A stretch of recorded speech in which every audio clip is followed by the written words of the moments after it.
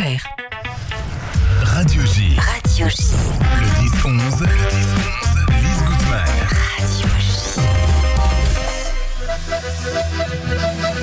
Radio J, le rendez-vous d'actualité juive. Alexis Lacroix, Laurent Cohen-Coudard, bonjour. Bonjour Lise. Bonjour Lise. Alors, merci d'être avec nous ce matin pour un numéro tout en profondeur et, comme d'habitude, mais peut-être encore plus, on va expliquer pourquoi, tout en objectivité. Alors, actualité juive, ce qui nous unit malgré tout. En dépit des vives tensions, la nation israélienne peut-elle encore se rassembler sur l'essentiel? Et il y a toute une série d'analyses sur la route de Philadelphie.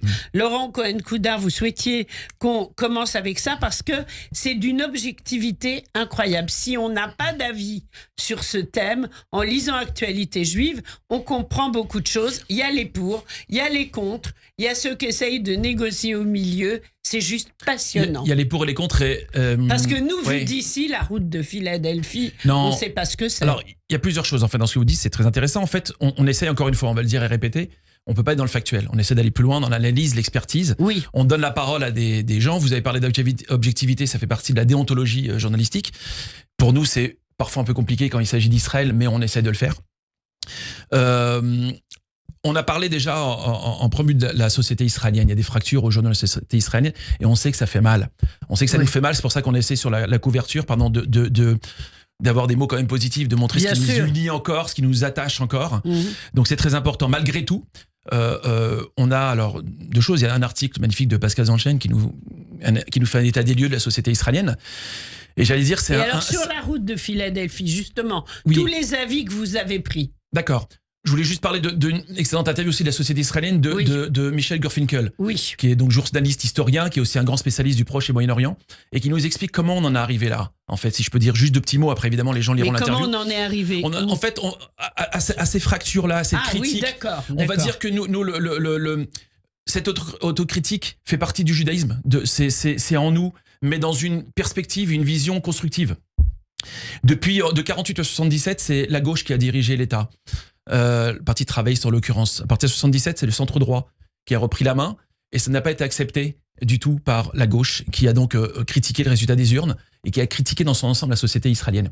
Voilà, la suite, vous le lirez dans l'interview de Michel Gurfinkel qui explique exactement comment on en est arrivé là aujourd'hui, une situation qui fait partie, j'allais dire, à part entière de la guerre et que nos ennemis connaissent, il y a Yassine Ouar en l'occurrence, et qui joue là-dessus. Concernant la route de Philadelphie, oui, on a donné la parole à plusieurs personnes.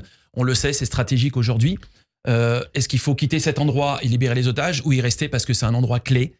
Parce que c'est par ces tunnels-là, par ces endroits-là que la contrebande se passe. Tous les avis sont dans le journal. Tout à fait, et ça, c'est à votre honneur. Mais pour rebondir sur ce que dit Laurent, c'est vrai que le point de vue de Michel Gurfinkel est particulièrement saillant et intéressant parce qu'il insiste sur le fait qu'il y a un sport national en Israël, peut-être un peu en France aussi d'ailleurs, mais qui est l'autocritique flagellatrice. Beaucoup. Alors, attention, une démocratie... Le fait de se remettre en question, c'est quand même très juif. Le cœur d'une démocratie, et sans doute aussi le cœur de l'esprit du judaïsme, c'est cette capacité autocritique. Et c'est bien. Et c'est bien. Mais là, effectivement, en revanche, cela atteint, pour des raisons politiques que Laurent a résumées, cela atteint des paroxysmes un peu de toxicité. Voilà. Et donc, cette autocritique est paralysante en grande partie pour la nation.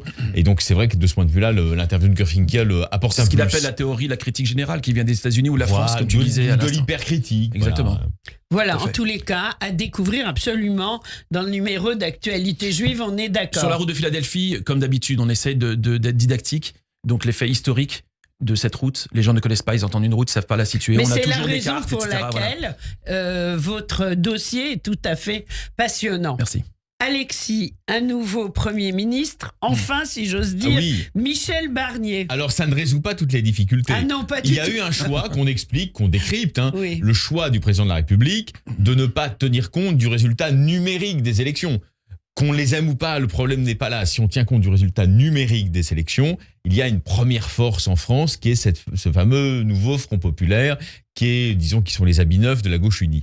Ils avaient présenté un Premier ministre, enfin une Première ministre, elle a été récusée. Bernard Cazeneuve, ça n'a pas marché parce qu'il voulait remettre en cause une partie de la réforme des retraites, ça fait peur au président de la République, et on se retrouve donc avec un Michel Barnier qui est quand même, qu'on le veuille ou non, pour reprendre le mot de Jordan Bardella, sous la surveillance du Rassemblement national. Exact. Attention, ne lui faisons pas de mauvais procès, il n'est pas sur les idées du Rassemblement national, mais il est sous la surveillance du Rassemblement national.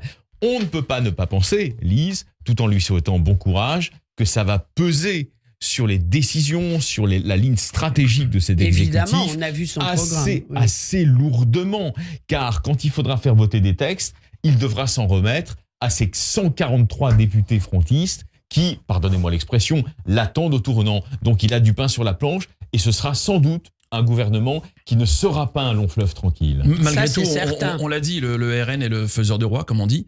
Et forcément, Macron a appelé Marine Le Pen pour donner son avis. Il n'avait pas envie d'avoir un pouce vers le bas, comme on dit. Et il voulait pas une motion de censure, etc. Elle a donné son accord. Ça se fait pas gratuitement. Il y a eu des discussions qui ont été faites. Il y a forcément des échanges en coulisses, peut-être sur des proportionnels pour les prochaines législatives qui ont coûté cher au RN, puisque tout le monde s'est allié contre eux. Donc, à mon avis, ça faisait partie des discussions en coulisses. Voilà. En tous les cas, wait and see, comme on dit en anglais. Alors, le temps passe très vite avec vous, chers amis.